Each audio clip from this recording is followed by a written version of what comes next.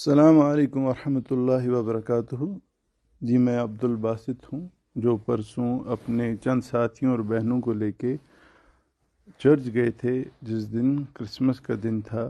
اور جس کی وجہ یہ تھی کہ ہم ایک کمیونل ہارمنی، محبت اور بردرہڈ کا پیغام لے کے گئے تھے، کیونکہ جو یہ والی کمیونٹی ہمارے کشمیر میں ہے بہت ہی مائنورٹی میں ہے، تو ہم انہیں یہ جتلانے گئے تھے کہ ہمارا دین اسلام جو ہے محبت کا دین ہے اور بھائی چارے کا دین ہے، اور انسانیت کے لیے ایک بڑا پیغام ہے محبت کا۔ یہ ہم وہاں ایک میسیج پہنچانا چاہتے تھے، تاکہ جو لوگ پوری دنیا میں اسلام کو اپنی وجہ سے کسی اپنے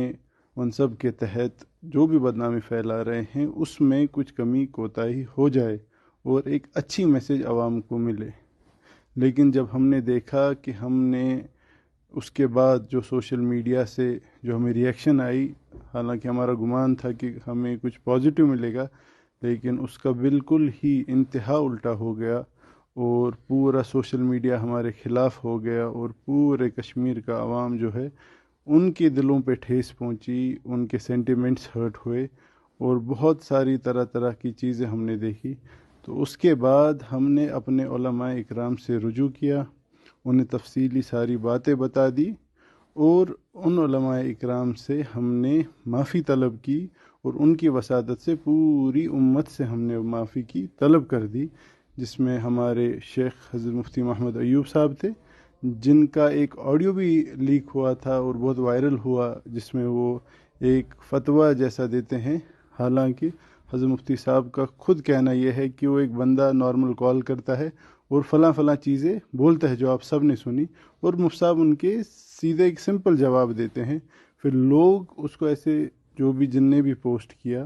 انہیں بھی غصہ تھا، انتشار تھا، تو انہیں بھی کفر کا فتویٰ ہم پہ لگا دیا، حالانکہ مفتی صاحب کی وہ نیت نہیں تھی، بس ان کے سوالوں کا جواب تھا۔ وہ ریکارڈنگ بھی مفتی صاحب کی اجازت کے بغیر کی گئی تھی، اور پھیلائی بھی ان کی اجازت کے بغیر تھی۔ اور یہاں یہ بات ہوئی کہ ہم حضرت مفتی صاحب سے سب لوگ ملے، ہم نے ان کے ہاتھ پہ توبہ طائب ہو گئے، ہم نے اپنے جو کلمہ ہے، جو ہمارے دین کا جو ایک سب سے بڑی چیز ہے ہمارا کلمہ، وہ بھی ہم نے دہرایا، اور ہم نے پوری امت سے پھر ہم ہاتھ جوڑ کے معافی مانگتے ہیں کہ ہم نے کوئی چیز پازیٹیو وے میں آگے پروجیکٹ کی تھی، لیکن وہ ویسا نہیں ہوا، اور اس کا بالکل ہی الٹا ہوا۔ اور ہم نے اپنے علماء اکرام سے کیونکہ مشورہ نہیں کیا تھا، ان نے ہمیں سمجھایا، ان نے ہمیں تنبیہ کی کہ یہ چیز اگر کرنی ہی تھی تو اس کے اور بھی بہت سارے طریقے ہیں، بہترین طریقے، جس سے آپ محبت اور یہ اقتصادیت اور یہ بھائی چارے کا پیغام اپنے ان بھائیوں تک پہنچاتے۔